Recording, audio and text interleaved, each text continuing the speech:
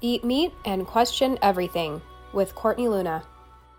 I feel like you're so short in this. Like I'm like, Or ah, not set up for this, Courtney. This is just an absolute cluster. we're You want me to good. get pillows and sit on No, pillows? you're Okay. fine.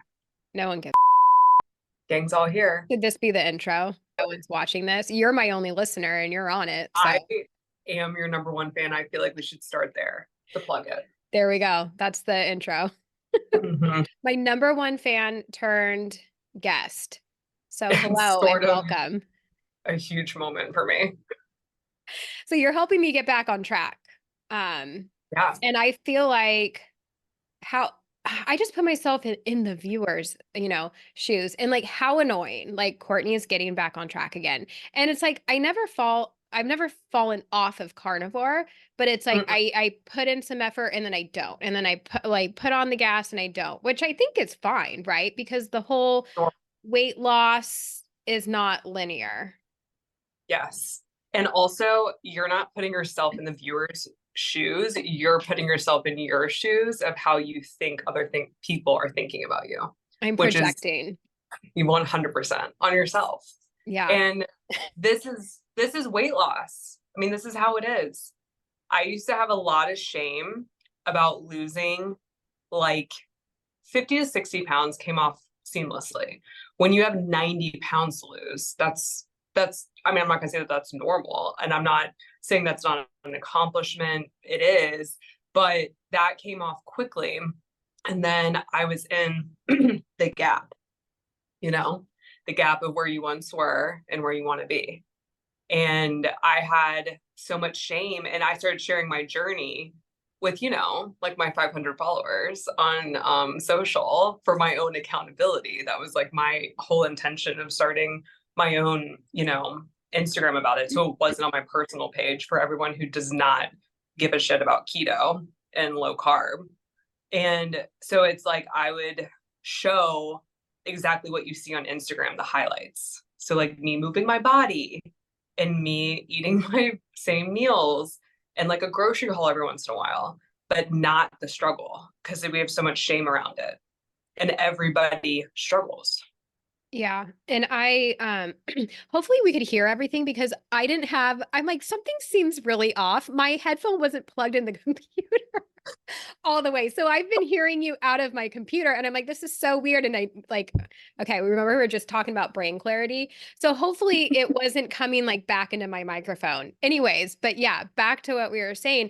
And I'm like an oversharer. So I Mhm. share too much, I feel like sometimes where I am just like, God, are these people like annoyed? Like here, Courtney is struggling again. But I'm just like honest with my journey. And I feel like a lot of people also that have shared their journey, like they're sharing when they're at the finish line. Like, oh, I Mhm. did carnivore and I lost weight and I feel amazing. I'm gonna tell everyone what I did to get there. And I know a lot of people are sharing their journey from start to end, but it's like I don't know. That's kind of, and then I'm like in the messy middle right now that I call it. And so, like, once again, trying to get this weight off. And it's just been like a year of gaining and losing the same 10 pounds. And it's kind of annoying. It does feel annoying, and I know what you mean. And I do think, though, a lot of the people that are sharing like their whole journey, unless they're just absolutely crushing it, a lot of times they'll like go silent. Like, like, do you follow these? I follow Hmm. a lot. I follow all of them, everybody, Yeah. unless they annoy me. Or I had this thing, like, if they like stopped, it was like a big thing. Cause I've been keto, for like 6 years, right? And it would be a thing where people were like, I reintroduced carbs, and I'd be like, unfollow. Absolutely not. Which is like so unfair. Like people can have their own journey. But I'd be like, I can't listen to this propaganda. This Yeah. is fake news. And so I do think, though, like I have followed a lot of those accounts where people are sharing the whole thing, but then it's like they kind of ghost it for a while because they're like struggling. And then all of a sudden they come back like a year later. So I feel like what I know about staying on track for myself and also coaching clients with it is like not running from the struggle, being honest about it. And I feel like what happens is when people carry shame and then all of a sudden they're like even some of the comments, and I won't go there because like you do better than I do, even, you know, like I'm like, don't talk to my friend like that. But like people are so crazy and they'll be like, you know, like I think one was like, you know, maybe you should get off social media for a while and like do it. And I'm like, dude, like she's the comment or the video you were sharing, I thought was helpful. We were talking about like dopamine. It was actually a really good point. And B, I'm also like, no, that's exactly what you shouldn't do. The point is that you're being real, which is incredibly relatable, no matter who wants to deal with that or talk about it or not. And B, not running from it and not holding yourself accountable in many ways is keeping you where you are, rather than you showing up in 5 months when your cookbook comes out and all of a sudden you're up 40 pounds, because that's what happens every day, you know? Yeah. Oh It gosh. Could you does. imagine? Just in Yeah. time for the cookbook. Right. Yeah. No, that's a great selling point for the book. Like, here's how to, become obese. So yeah, like, okay, so what are you having me do? Because I didn't realize I was like on day 3 of this reset. Like, what's your 3-day Yeah. reset? Because I accidentally just did it and didn't Yeah. realize like, oh, it worked. Yeah, you accidentally did it slash I forced you. Like, so there was like a little bit of like reverse psychology. So one of my biggest hacks, and I can't take credit. So Katerina, who you met at Hack Your Health, she's one of my really good friends. We met in a weight loss group online. It was like essentially online dating, but we're both married and to men.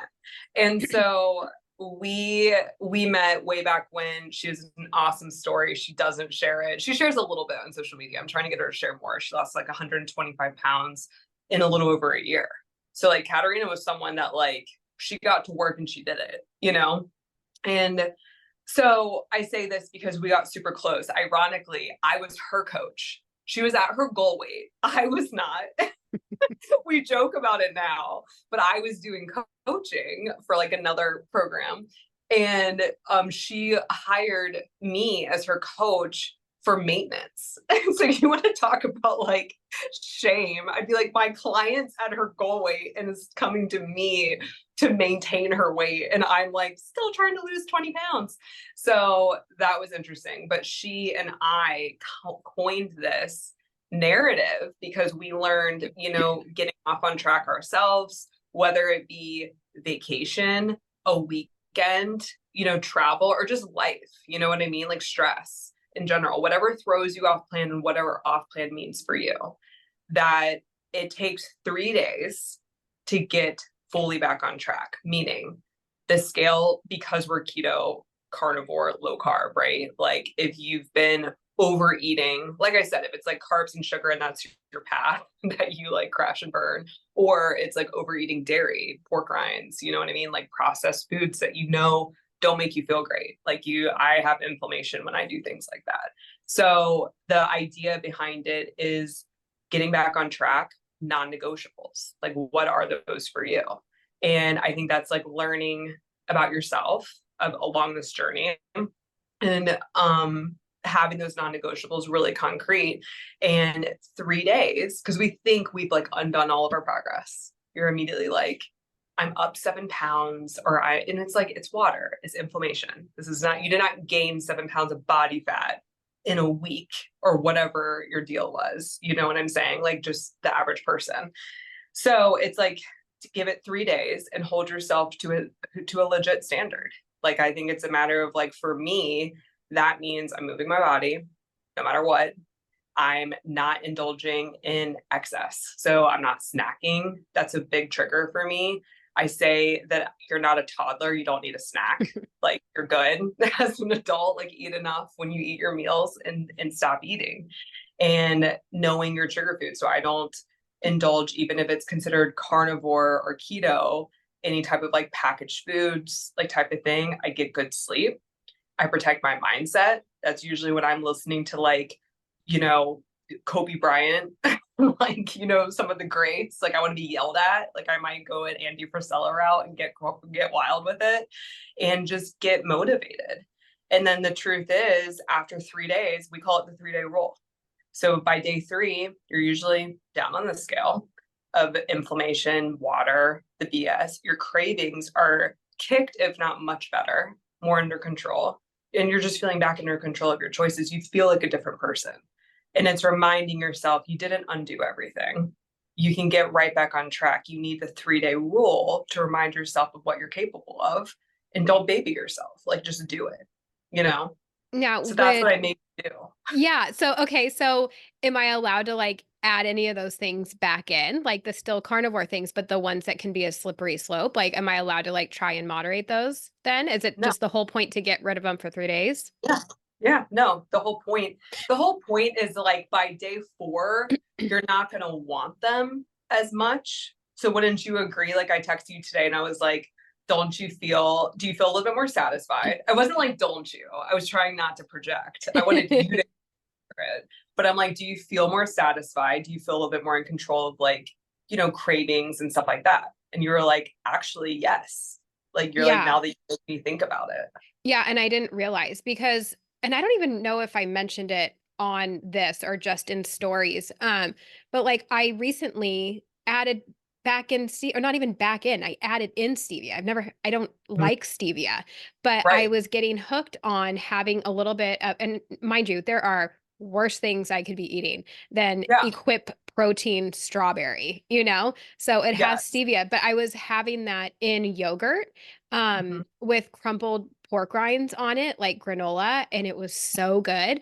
And it was Yeah. just a little bit where it didn't have that like aftertaste, but it was sweet and it was delicious. And Mhm. that like got a hold of me where I went almost like 2 year or yeah, I went 2 years without like using that stuff. Um, and so it made me realize like really how much I am a sugar addict, even if it is like fake sugar. So does that mean like I can't ever have that again? Because I actually feel good. Like I would love to have some right now, but it wasn't as strong as it was when I was like eating it every day. So should I really Right. not have it? Yeah, you shouldn't have. And I think and Damn I mean, I'll tell you why. it. The reality is what is it doing for you? Like how is it benefiting your life other than it tastes good and it's a treat replacement is what that is. So here's for an example. I personally consume stevia, as you know, but I have regulations around stevia. I can have protein powder if it's just that. The second I start crumbling shit on there, and like I used to love to be like a drizzle of peanut butter or like I'm healthy almond butter, like stuff like that. Like no, that's a dessert. That's Yeah. not and this is about meeting yourself where you are. Some people will listen to this and be like they are psychotic, it'll be like this is fear mongering, type of thing. It's like no, like figure out what works for you. When I first started keto, those things kept me on track. So it's like that was better than me going and getting a blizzard from Dairy Queen and spiking the shit out of my blood sugar. Yeah. So over time, as you lose weight, as you get healthy, as you clean your body literally from the inside out, you have higher standards. So like my body and my mind and the way I live, I have a much higher standard for myself, but also what's required to feel optimal than 90 pounds ago when I was first starting. So I say that because for you, it's not that you can never have that. That could be an awesome treat down the road, but what are your goals? Your goals right Mm. now are weight loss. So So that's that's a decision. more like Maintenance. a maintenance thing I can have. Totally. Yeah. And if I can actually like do it and like have like I love like Dr. Lisa says like can you have sober behavior around Right. these foods that you want. So yeah, that's interesting and I like that you say that because we were talking about this before like your future self essentially and like visualizing like what skinny bitch Courtney looks like and maybe we shouldn't say skinny because it's not just about that but I mean just to We throw a joke. name on it. Yeah. Right. Yeah, like what is that? What is in shape, fit, strong Courtney doing? She's probably not plowing through bowls of yogurt and pork rinds. That Crumbling up just pork sounds so rinds. gross. Like that just sounds like fat behavior. Like that's fat Courtney behavior, like Well, overeating and medicating myself with food.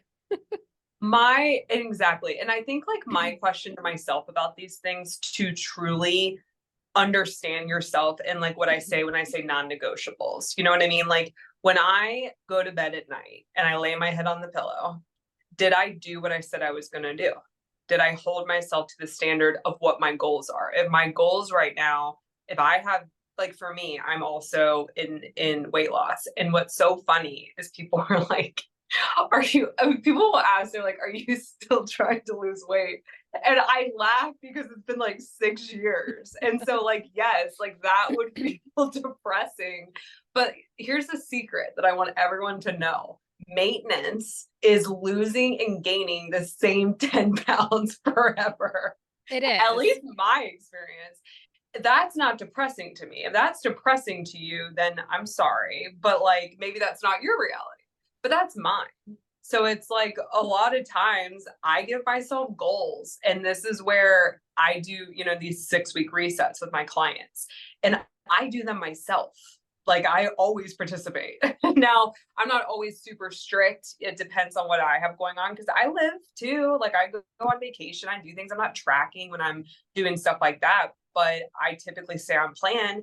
And my reason being is no longer as much about the scale as it is, I don't like feeling like garbage. So that drives me. If I'm going on vacation, people are like, it's a vacation cheat. My nightmare is going to the beach, and we go to Florida. Typically we go to the beach. My husband's from South Florida. And so we'll go there and it's hotter than hell. And the last thing I want to do is like overindulge and be like swollen and inflamed and feel like garbage when I'm in a bathing suit. That's like my idea of hell. And so, Exactly. like, so it's like, again, what drives you? Like, what are your current goals and like, what are your focuses? I'm not worried about weight loss on vacation, but I'm also not interested in inflammation and feeling like garbage. So I think it's like it goes, I'm kind of trailing, but like kind of going back to like the 3-day rule thing. And like I think it's also, I like when you were saying Dr. Lisa talks about like sober behavior, because I also think it can be seasons that you're in. I've had certain seasons where I've treated things like for your example about like a smoothie, with like a pork rind, whatever we were calling it, like a parfait, right? Granola, That yeah, could parfait. be, yeah, like that could be like a indulgence, like a weekend indulgent, if you can moderate that to that. I've had seasons where I've been able to moderate that and been like, I will have dirty keto. You know what I mean? Like I'll go get my favorite wings with like blue cheese and all this stuff. And the reality is like I could lose weight 90 pounds ago, but if I'm in weight loss mode, I can't have endless blue cheese like on my wings. Like that's just the truth in terms of like I'm trying to shed and tighten up and feel good. That excess type of dairy with God knows what's in it from like your average restaurant is not serving me. But that to me feels mentally like a treat. So it's like if I'm in a season that's not going to make me triggered and go off on like a whole thing, then yes, I treat like dirty keto, dirty carnivore type of stuff as like an indulgence on the weekend. But it goes back to my goals. Like I'm being really strict right now because I'm holding my clients accountable as well. And so this is where you have to be in the framework to understand that discipline equals freedom. For Mm, me, food freedom is not thinking about food, exactly. simply put. I don't think about my next meal. I'm much more present. When I'm out with my husband, I'm about the conversation and about feeling good in my skin and thinking clearly. And when I'm off the rails, I'm thinking about the next meal. Everything feels hard. And I Yes. think that comes down to your choices. That's such a good point. Yeah, and that's what I love about eating this way too, is because I do feel like I've had that food freedom where I'm not mentally obsessively thinking about things. Like, yes, I'm looking Mhm. forward to my next ribeye, but it's not like it Yeah. doesn't feel like you're looking for your next fix. And what Mhm. you were saying with everyone's non-negotiables, like that's all going to look different. So I kind of like how, and maybe I'm not understanding, maybe this isn't what you do, but there's no like specifics. Like you can't have this, this, and this to get back on track. Like it's gonna look different for everybody. Because Yep. like right now I'm not having stevia, but you are, and that's okay. So I think Yep.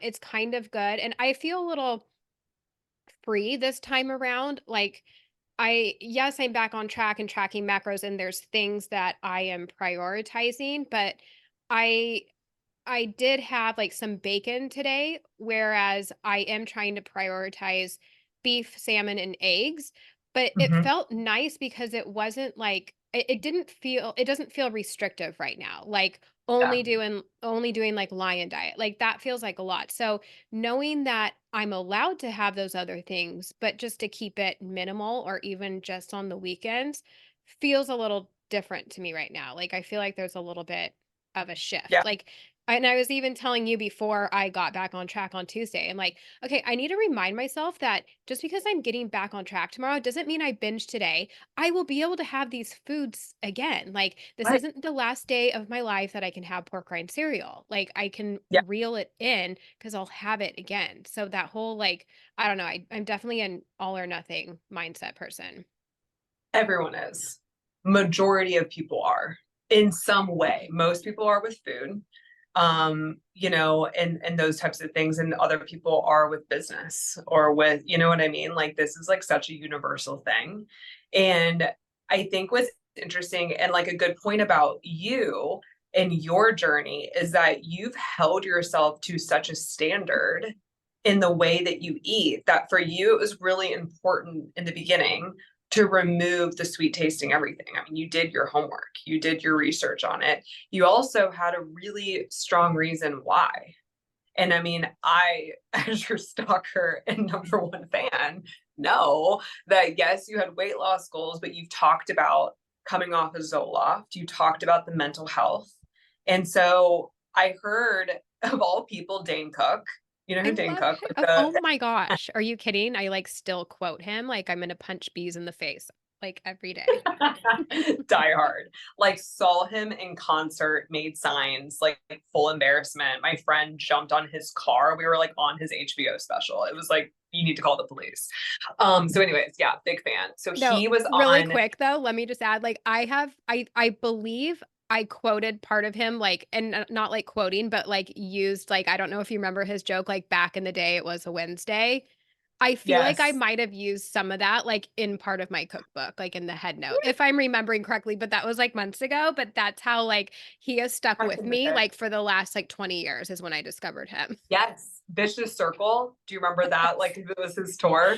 Okay, Yes. So good. aging Okay. slightly, but like, let's be honest. If you don't know, look it up. It's probably Oh, like on DVD or VHS. so good. Um, but okay, so he had an interview with Ed Milet, and I'm Mm. like, this is gonna be hysterical, and it wasn't. Like he's funny, but it was more serious, and I was like, whoa, I never saw this side of him. But all this to say, you should go look it up because it's a great interview. It was like, I don't know, maybe like a year ago or something. But he said, when you hit rock bottom, you should stay there for a minute. Don't be Mm. in such a hurry to dig yourself out because that is where you learn the most about yourself and about what you want to change.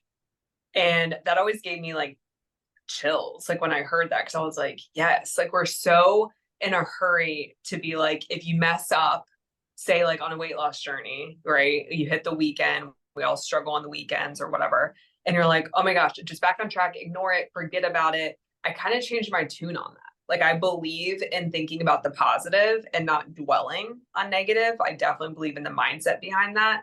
However, what's helped me a lot is like staying in those moments where I have self-sabotaged, I have like gone against what I said I was going to do, and really paying attention from like a physical, mental, emotional standpoint of what that feels like. And I think when I've been able to do that, it has prevented me from going back there numerous times.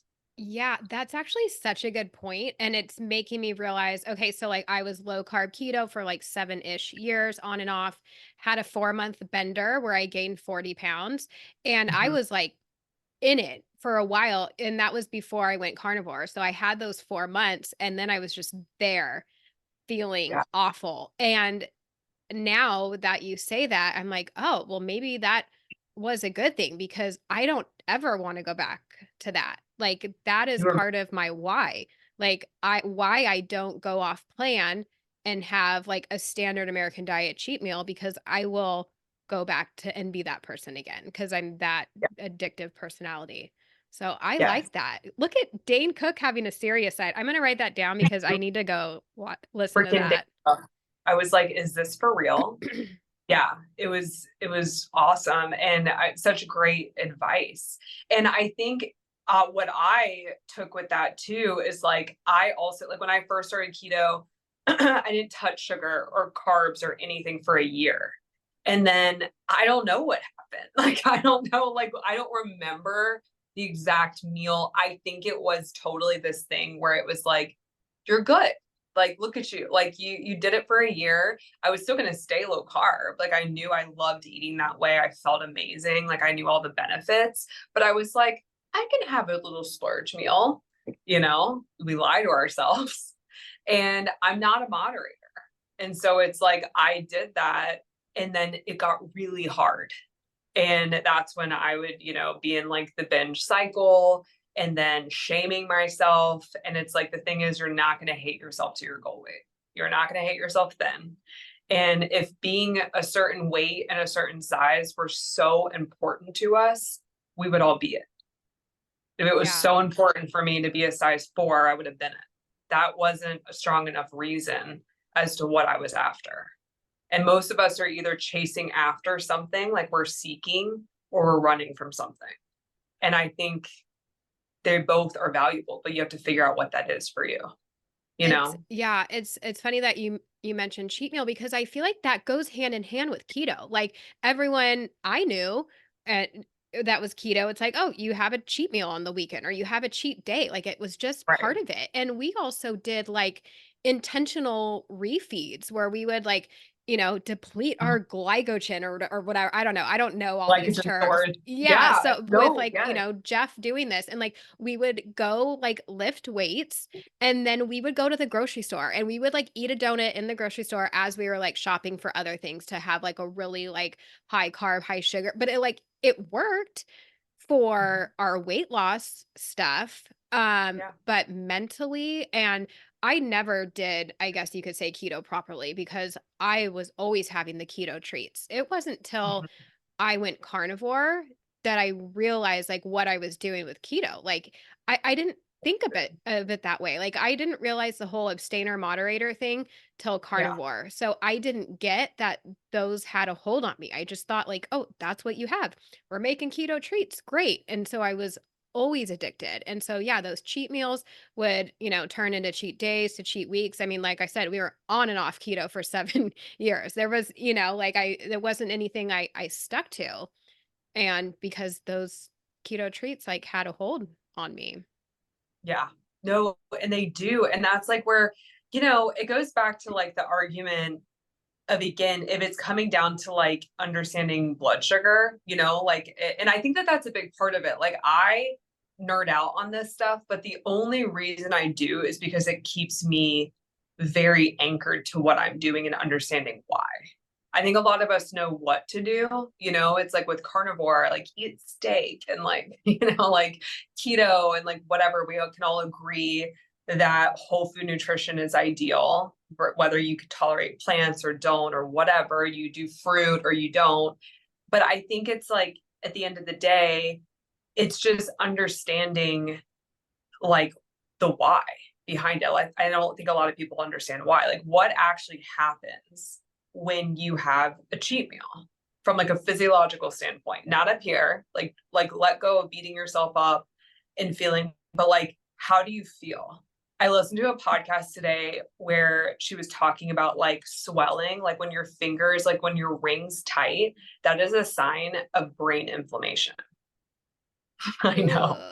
Ugh. And she literally even said for her, this was a doctor too, that she like if she has like a dessert or sugar that she doesn't eat often, she's like a low carb person, but if she were to indulge in that the next day, her vision's blurry. And Mm. she literally knows it's inflammation of her eyes. I that makes me feel really uncomfortable. I know. And it's like, but these are the things that like we don't want to say. And it's like you don't understand like having for those who really struggle with like staying on track with keto, it's like, or carnivore, it's like, let's understand what's actually happening. Like, do you know how long your insulin's actually elevated? How much your body is in fat storing mode? Do you know and understand what's really happening with the high sugar content? So now we're binging on, and this isn't you, and this really isn't me, but I see it a ton with clients, and I have it a ton with people that reach out to me. Like, it's so hard to stay on track. It's like, well, let's make it less about the scale for a second and more about like the problem with things like high cholesterol and all of that. That's really not an issue. Like, you and I agree on that. And luckily, people like Chafee and Baker, and they're all talking about that. But do you know when it does become an issue? If you're binging on sugar every 5 days, that's a major Exactly. problem. Do you have high LDL from eating carnivore and like not demonizing fat and all of that? That's great. But then you're spiking the shit out of your blood sugar and having that is what will trap that LDL, and you'll have major problems. Like, that's what Yeah. happens, right? Well, and this is interesting because I don't see Chafee or Baker or anybody talking about this topic, but I did just see Emmerich. I'm blanking. Craig. I guess he talked, I Mhm. missed his talk at KetoCon, but I think he Me talked too. about Randall cycle because Professor Bart K on YouTube, he talks a lot about it. And I don't hear people talking about this. And the more I think about it, the more I'm panicking a little bit about how I feed my kids because they're animal based. And Mhm. having high fat with having those carbs without it being like, I wouldn't even say they're I mean, I do try and watch their carbs. So maybe they are considered low carb.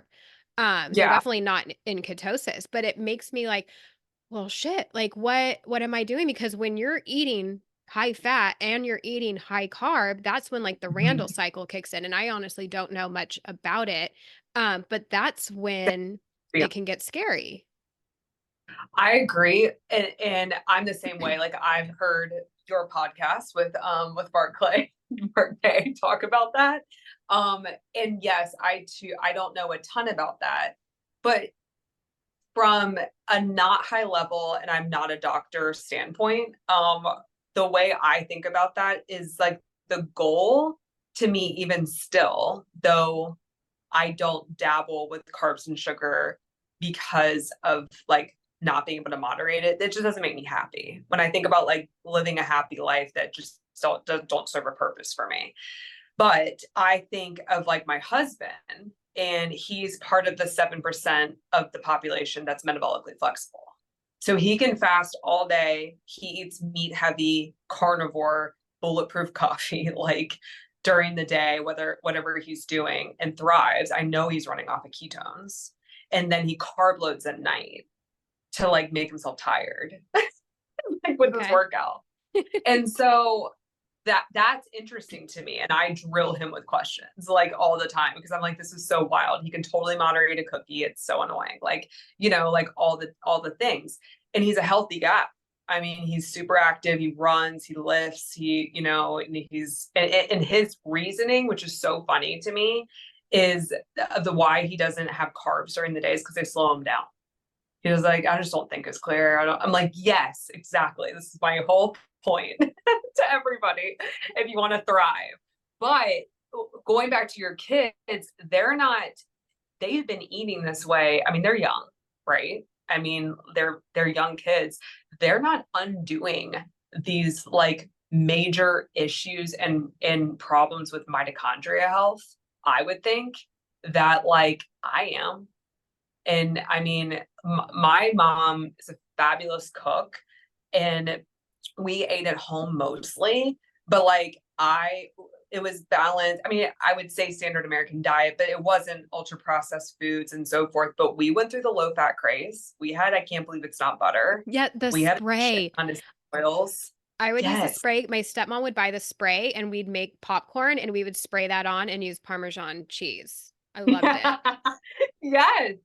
So like that, and I was definitely crazy insulin resistant. I mean, like I was borderline diabetic.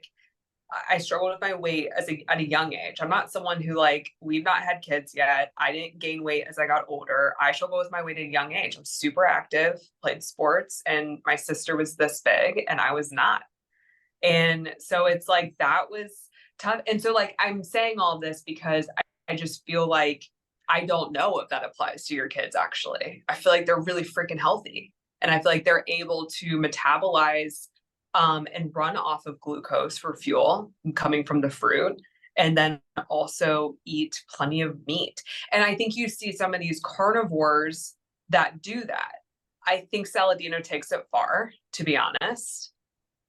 Yeah. That makes me nervous. I think it's an interesting and nerve-wracking message, that And mini that's carb. exactly. And that's what Bart K is saying. Like he's activating the Randall cycle. And so I want to dig in more just because I've recently seen somebody else share about it. And so it got in my brain. I'm like, okay, like so when does that kick in? If it's when you're having any carbs, like is being low carb, like I don't know what low carb means for a kid. I know for us, like it's even having up to like 100 carbs, I think, is still considered low carb, which is a lot So of Dr. carbs. Carey defines it, and he's a carnivore, but he defines low carb anything under 100 total carbs, Yeah, and it depends on your threshold.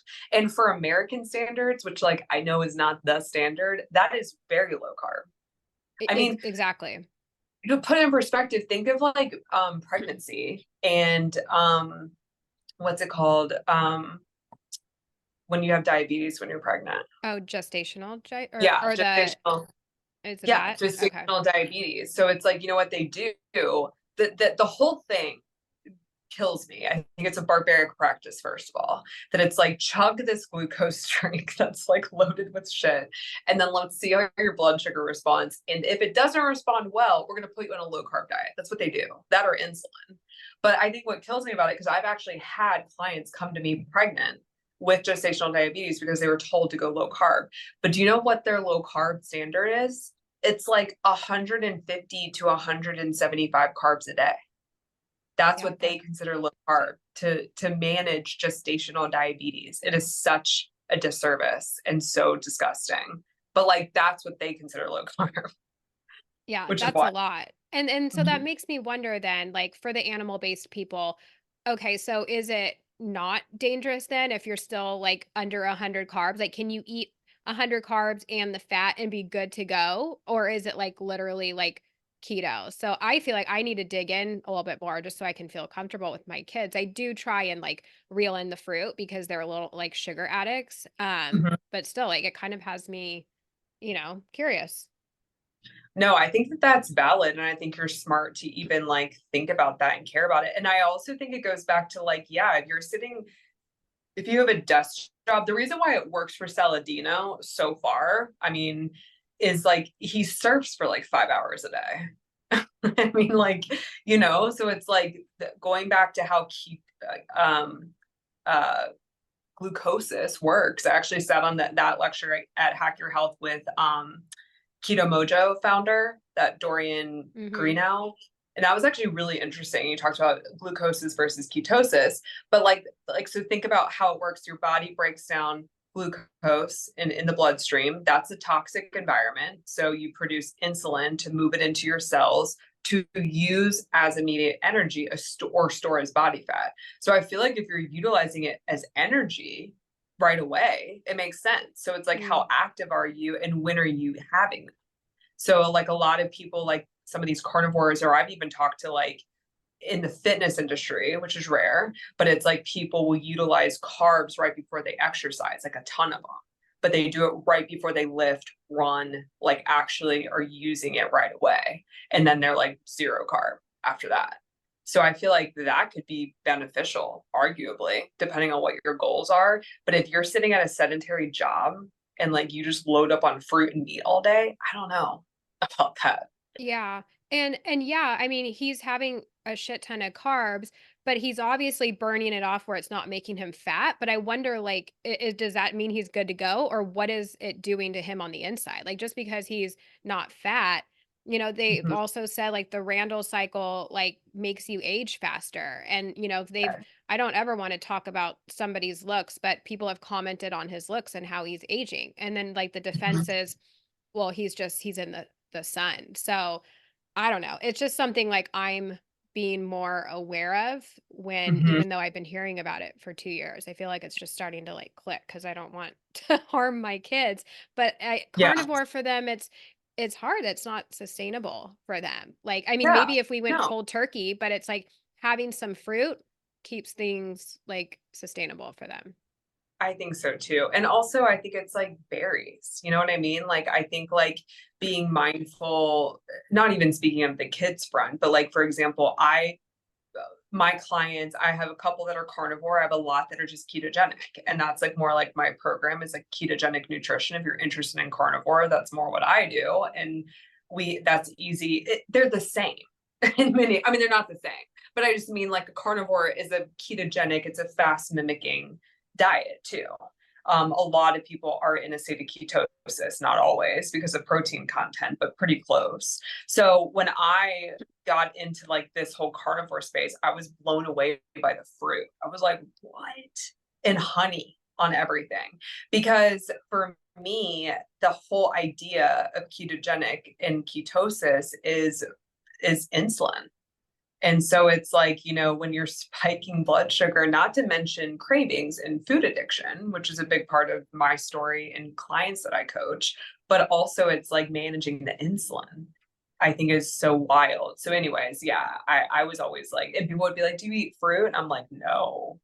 Yeah. If anything, I was having more like veggies and stuff like that that were low glycemic, maybe berries, but never putting honey on shit. Like that was like, It's what? so good though. I was animal based for the first 5 weeks. Okay. But coming from a keto low carb place in the past, I was mindful. So I tracked my macros when I first started and I made sure to keep myself like 50 to 75 carbs. So it wasn't like a free for all on the fruit. But Yeah. yeah, I did berries, I did blueberries, and I would do some like maple syrup on my burgers, which is freaking phenomenal. Like Oh, highly very good. if you're animal based and don't have sugar issues, 100% recommend butter and maple syrup on your burger. Mhm. Um, anyways, but yeah, I mean, why I stopped doing that, it would have been interesting to like test my, obviously I wasn't in ketosis, but to see what my blood sugar did, but I didn't do any of that. I just, after 5 weeks, I'm like,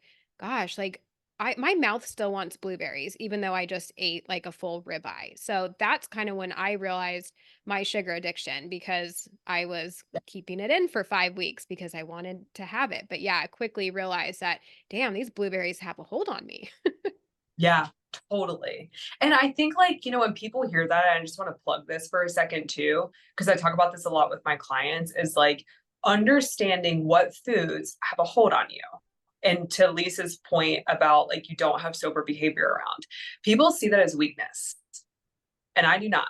I see that as self-awareness.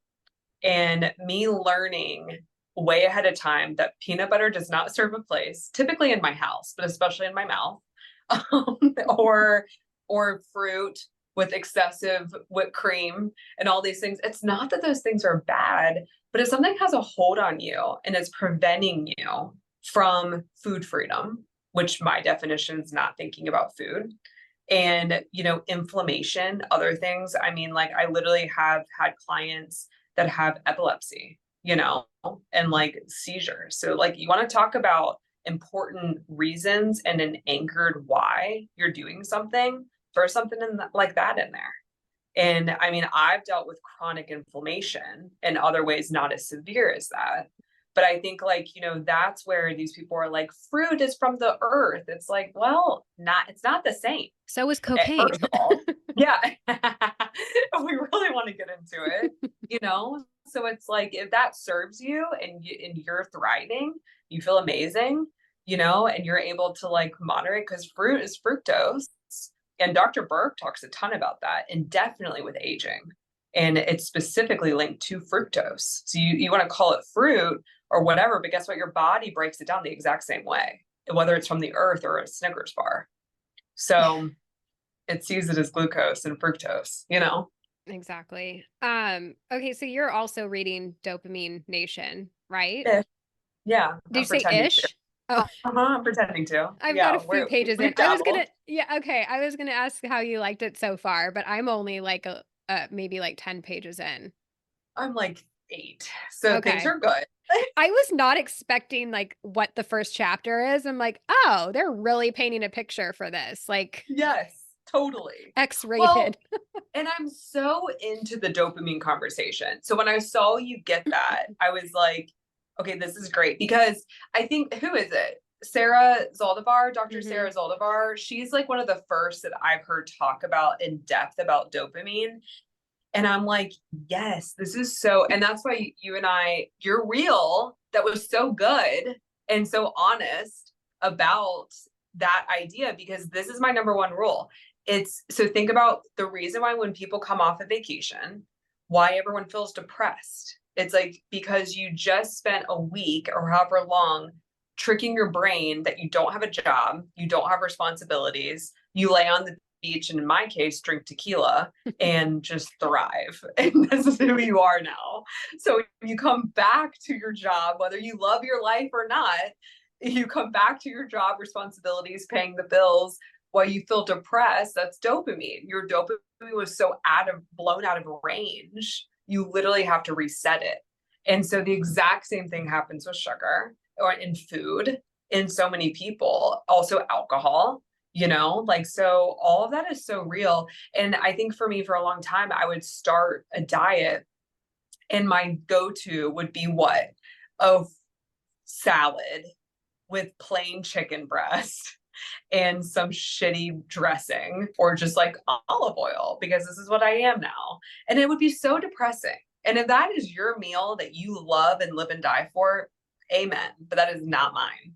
And I felt like that was healthy. I had to have lean protein, I had to have a salad, and it would be like this immediate depression.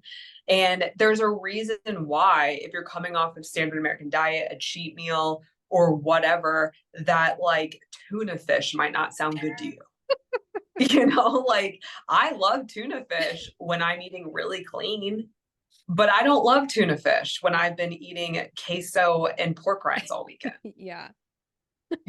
So it's Oh my like gosh. that's part of the 3-day rule too, where it's like pick something that excites you. Don't depress yourself into this. Like I love a ribeye, I love a bunless burger, I love eggs and bacon. Whether I'm like splurging or not, those foods are always exciting to me. So it's like that's the dopamine reset is like set yourself up for success, have a meal, have your first day back on track, something you really look forward to and not depressing, you Yeah. know? But like on plan. Yeah. And that's like what Yes. the video was. It's like, I have a freezer full of meat, but I'm going to Costco because I don't want what's in my freezer. I Yeah. wanted ribeye and I wanted pesto butter salmon. Arrest me, carnivore police. I don't care. I will never be talked out of buying that. Farmed, sign me up. Like, I don't care. It's so good. Gigi Eats was all over that. What? Gigi Eats was all over that Oh, too. yeah, I tag her every time someone's like, "It's Smart. farmed." I'm like, "I don't give a fuck. It's so good." Like wild Right. caught. Sorry, excuse my language. I know some people don't love it. But I don't care. Like I mean, wild is more dry. It's not as Mhm. fatty as farmed, and there's great sustainable farmed things. So, Yeah. anyways, that's not where I'm trying to go with this, but the whole point was I didn't want to get back on track with stupid things in my freezer. Like I love ground beef. I love Yeah. eating it plain, but that wasn't the day for it. And just all the other little like roasts, like I just wasn't excited by what I had. And you were my little grocery shopping enabler, which Yeah. I appreciated because it made sense. It's like, go get the things you want then. Like, go get what you're going to be excited to eat once you're back on track and in the groove of things. Like, a Mhm. weekend, I will happily eat all those things. I won't care anymore. It will just be fuel, or I'll feed him to Mhm. poor Jeff. He's like, his lunches are like, oh, this is going to expire. Here's your Ground beef. lunch, like, yeah, he's the garbage disposal. Yeah. And it made it getting back on track, like, exciting because I was excited to eat what I had. So, yeah, it makes sense, and why I don't even know why that video got any bad comments. I thought it was the most mild video I've ever made. Like, I no one know. should have been offended, yet people are like, "She's miserable." You need to I'm get like, off social media. I was like, yeah. no, she does I'm not. like, I'm thriving. I just went and spent $400 at Costco. Life is good. Like I have steaks. I How am was I like, show me the miserable? haul. And also I'm like, I made a cameo in this video, in this Paramount picture, and you have something negative to say? Excuse me. I took it personal, Courtney. I don't know how you deal with this shit on a daily Oh my basis. gosh. I don't. It's insane. Like it's so Well, wild. and and I think another thing too is like you hear people, they're like, you should be able to enjoy food. Like when people are like, food is fuel, which it is, in my opinion.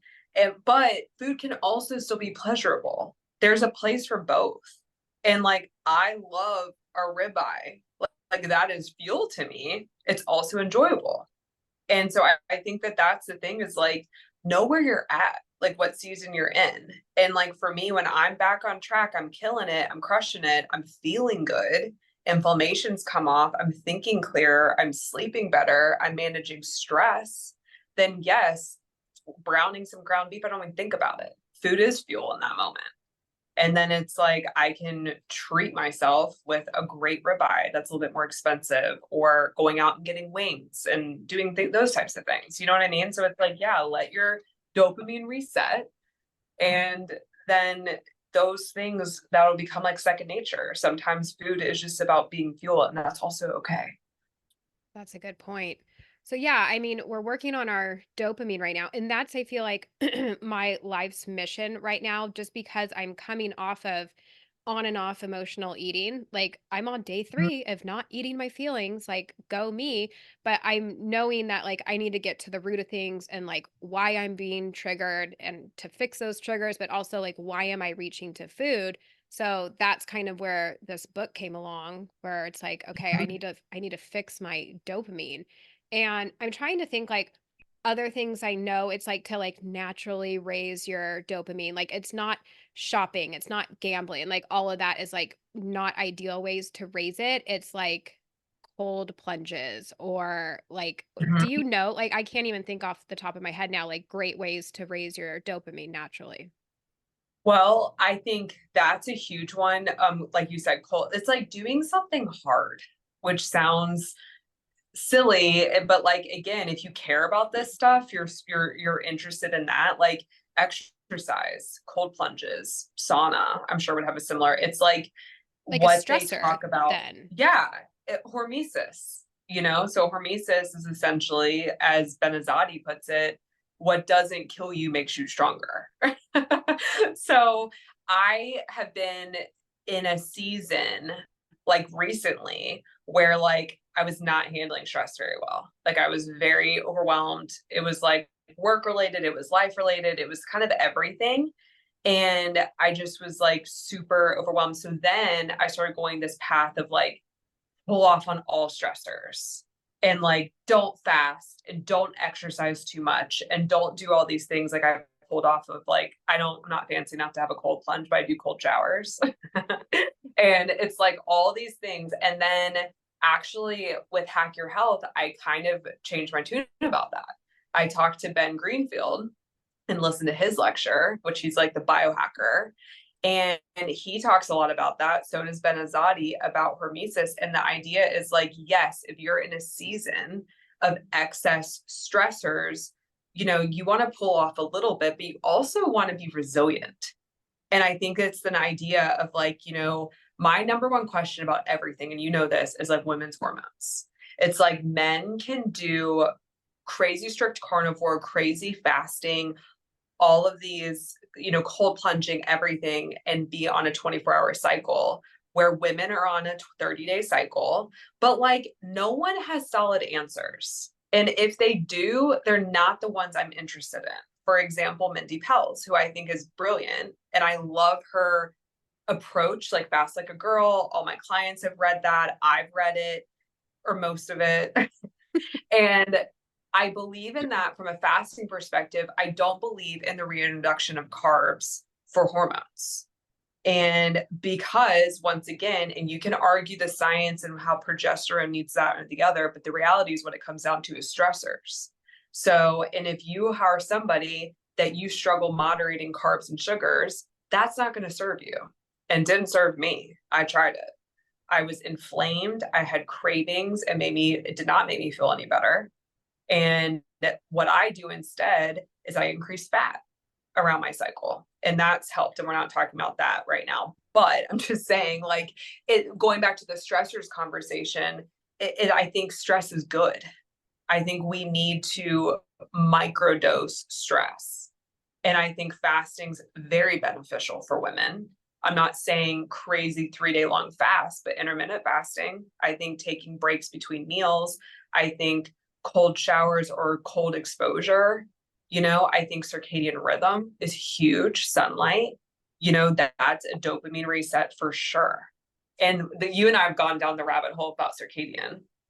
Yeah, and I was gonna say, because we even talked a little bit about, because like leptin resistance is a huge topic right now, and people waking up and having breakfast an hour within eating.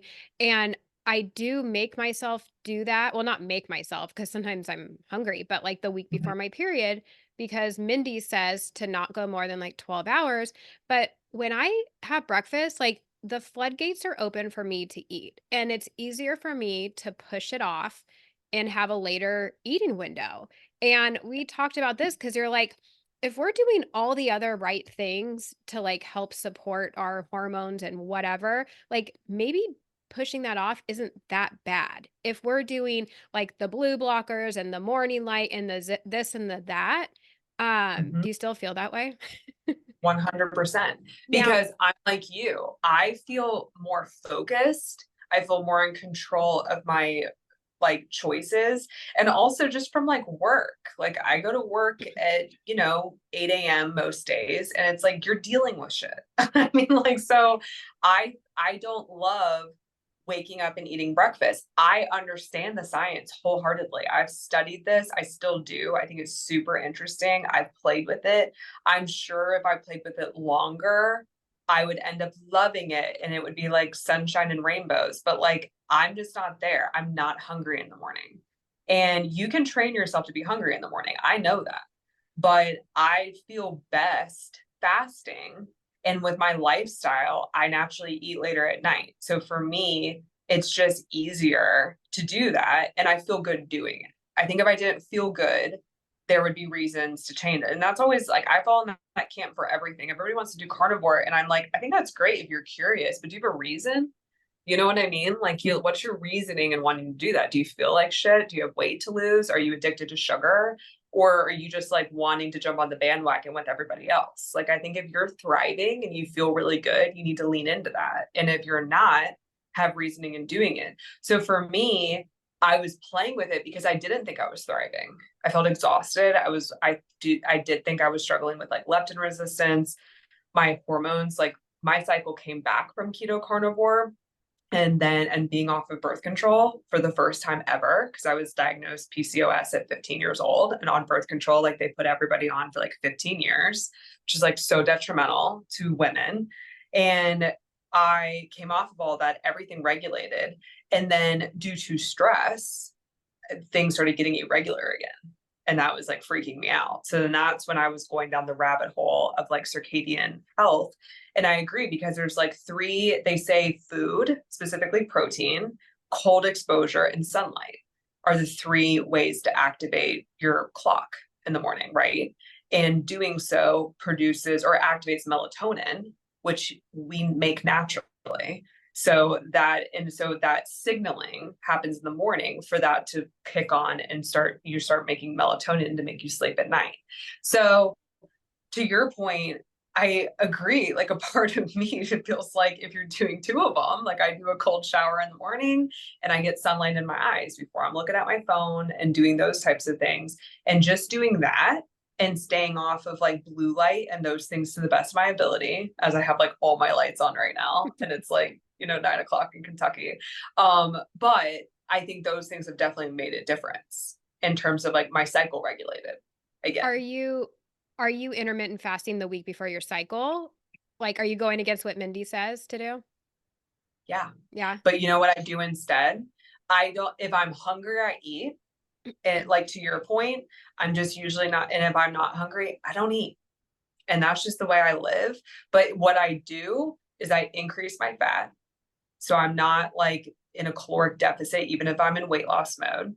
I increase fat, which increases overall calories. I pull back on exercise. I walk.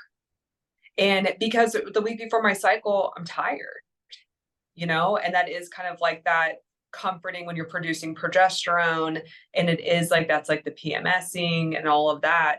And understanding your cycle, and I encourage women to research this because I feel like it totally has changed my perspective on that.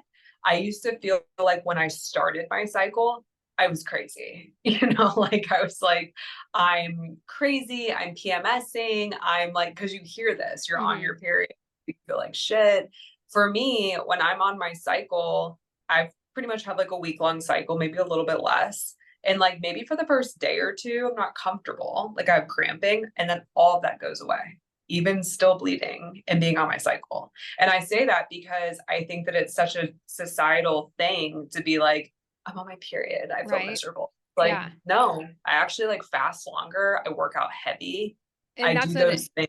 it's supposed to be go time. Like, according to Yes. Mindy, and, like, I Right. have, like, a fasting journal that goes along with, like, what she said, and that's, like, go time, and it does take me a couple days to get there. I still feel like I'm a little sluggish Yeah. and I'm hungry, but a few Like days 1 to in. 3 days for me. Yeah, Yeah. and then I can, like, boom, we're back to intermittent fasting. I'm not as hungry, like, I'm feeling good, I'm getting PRs in the gym. So, yeah, I think there's definitely been this narrative like, "Oh, you lay around." Well, it's because people are eating the standard American diet and they're laying around crampy. Like, if I didn't track my period in an app, I would not know it's coming. Okay, maybe I get a little, like, cranky, but, like, physically, like, 0 cramps. Like, I would not Yes. know that it's happening. Like, there is Yes. no painful periods, and I think just because painful periods are common, it's Mhm. it's not normal. Like, that shouldn't be normal. Like, Not if you're having any sort of period pains, like, it should not be painful.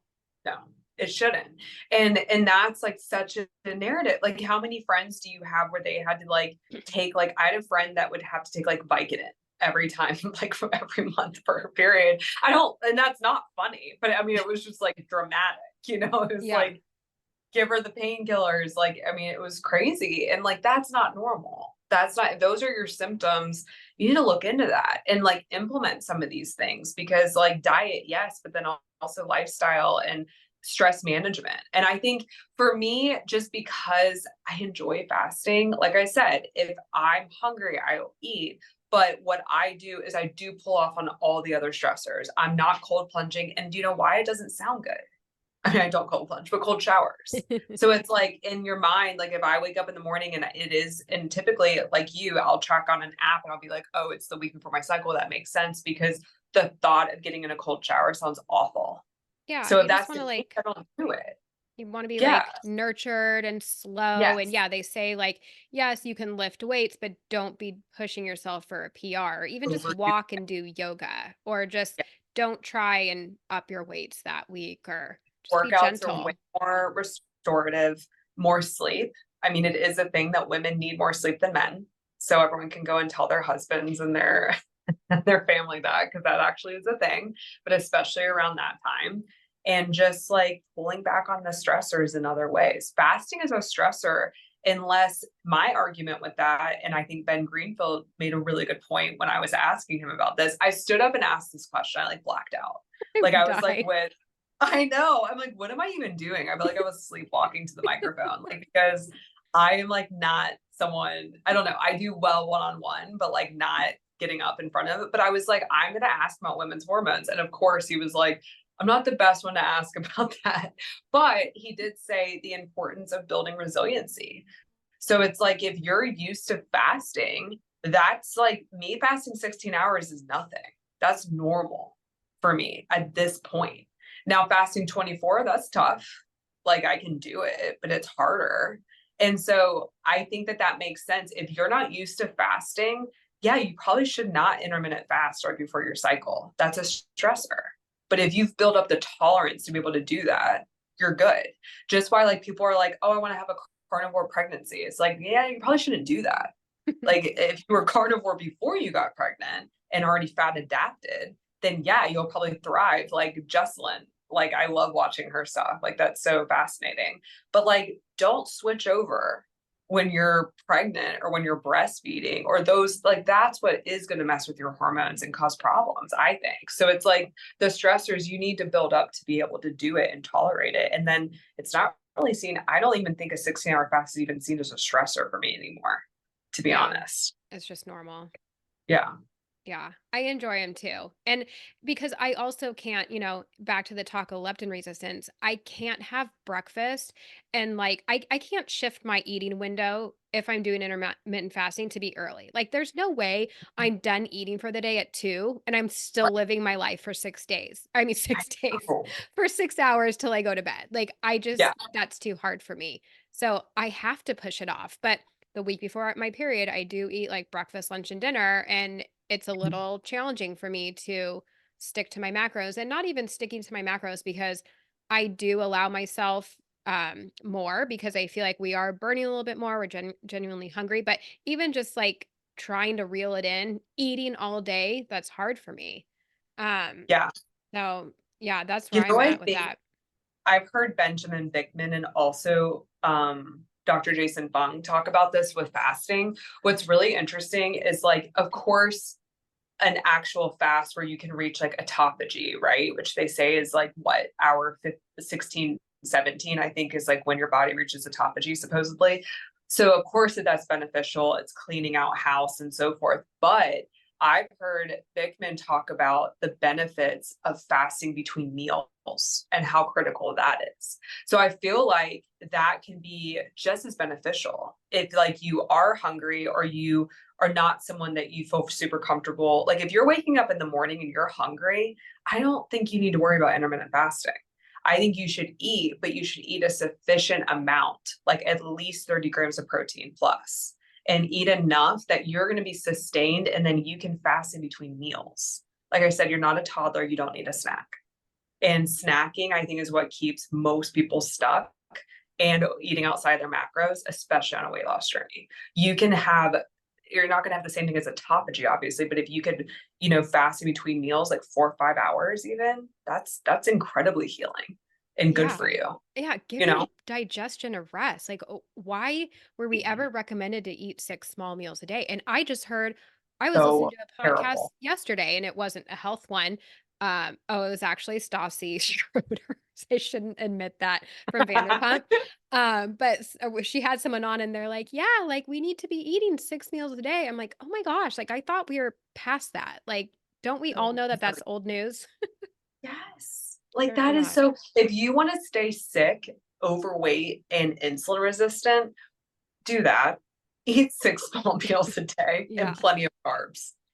Carbs at Gosh, every meal. just sounds so gross. Yeah. We could probably talk like we could do a Joe Rogan 3-hour podcast We're easily. halfway there. Halfway So there. This could be Andrew Huberman times Joe Rogan 5 hours later. so maybe we should call it quits while we're ahead and we'll have to do a part I 2 like it. someday.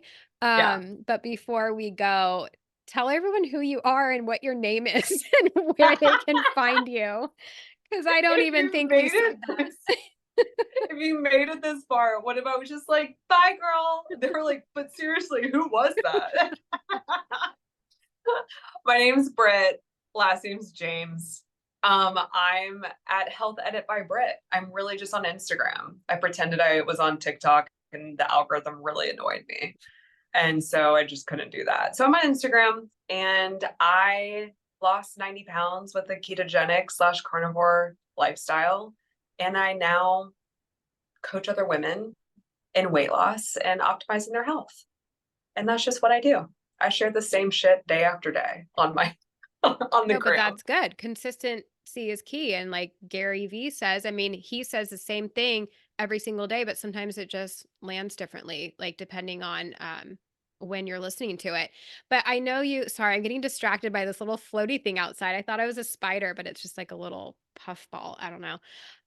Squirrel, I'm like the worst. I Your love it. 6-week like challenges that you do do new people come in each week and they have their own 6 or do you have a start and finish? Everyone starts I have a together. start and finish. So I really like starting together as a group, ending as a group. So I run them several times a year. They are consecutive. You can I have some clients that come in just for 6 weeks to get kind of like, I call it the health edit 6 week reset. And it's basically, I just walk you through what I call my simple principles. And they're basically everything that I personally followed and had to figure out the long and hard way of losing 90 pounds and keeping it off, most importantly. So that's always been my goal. I never had a hard time losing the weight. I've lost 70 pounds and regained it 3 times. And so my mission is to really help women because I feel like, we're the last ones to take care of ourselves, especially if you're a mom and you have a family or you're working. And I think that it's so hard. And that's like what I see all the time. And so I know what it's like to feel really lost and stuck and in a body you don't love. And then feeling like you have no time to even figure it out. And there's so much conflicting information out there. And I think that that's what always bothered me is I was willing and able to do everything. And I did. And I was the poster child for about every diet known to man. But I would always return to wanting to be normal and chasing back to what everyone else is doing. And like, I'm going to have sandwiches for lunch again. And my body didn't like that. And I went back to being horrifically insulin resistant, all my PCOS symptoms coming back, borderline diabetic, and like in my 20s, like when most people were like thriving. I'm 35 and I'm the healthiest I've ever been, like now, which makes me kind of sad for 20 something year old Britt. I was thin for part of that, but I wouldn't necessarily stay healthy. And so anyways, yeah, so I feel like the 6 week reset, that's always my goal is to teach proper nutrition, habit change. And I talk a ton about mindset because I think that a lot of people know what to do, but not necessarily why or how to like make permanent shifts, in your life. So Yeah, I mean, I'm gonna throw out a percentage. I feel like it's 80% mindset. Like you just mhm. stick to the diet. We know how to diet. We know what we should be eating. It's getting the tools to stick with it and Yeah, making like the power moves or whatever you're calling it. Is that right? Power I'm moves? texting Courtney. She's like, I'm at the gym. I'm like, power move. It is because it's a power move to get me to my future self. So, It if is. anybody needs support, like 100% join her group. I'm not even like in the group because I'm like, well, I joined it, You're in but the I'm group. getting like VIP one-on-one treatment with you in the text messages, but like it's just I feel like it's going to be different this time because it's I just like like that. certain things you've said, different mindset shifts and tips. Like that's what it's all about. If you're carnivore, you know Mhm. what to eat, but it's eating the right thing, like just staying on track and why you want to be on track and what your goals are and this and that. So Yeah. go sign The up with her. environment, I love it. You're sweet. The environment side is so huge. And that's what people, most of us don't have the support at home. And it's not that your family doesn't love you and people, but most people, like, I mean, my husband's not, he's very supportive. I'm incredibly lucky, to be honest, but he's not carnivore. He's not keto. Like, like my mom is, which is amazing. Hey, Karen, but she's Hi, like Karen. 6 hours away, like, so, and none of my friends are. They like order a steak and text me a picture and think it's funny. Like, so it's like most people don't have that type of support. And I'm going to be honest and be the first one to say support groups were my idea of like literal hell. Like I was not a support group person until I signed up for a program and I stayed in the shadows for a long time. And I started reading the posts and logging in every day and being around like-minded people. And that is when I started experiencing change and I lost a shit ton of weight and I felt amazing. And what I was doing, I was able to rewrite my own normal. So that's what I try to create for the clients. And we do have a really sweet little community. It's small, which is intentional too. Awesome. Amazing. Okay. Well, let's just leave it there. I mean, I feel like we just started a whole other podcast after we started to wrap it up. There's just so much to talk about. So thank So you much. so much for joining me and we'll have you back soon. You're the best. This was awesome. Bye. Bye.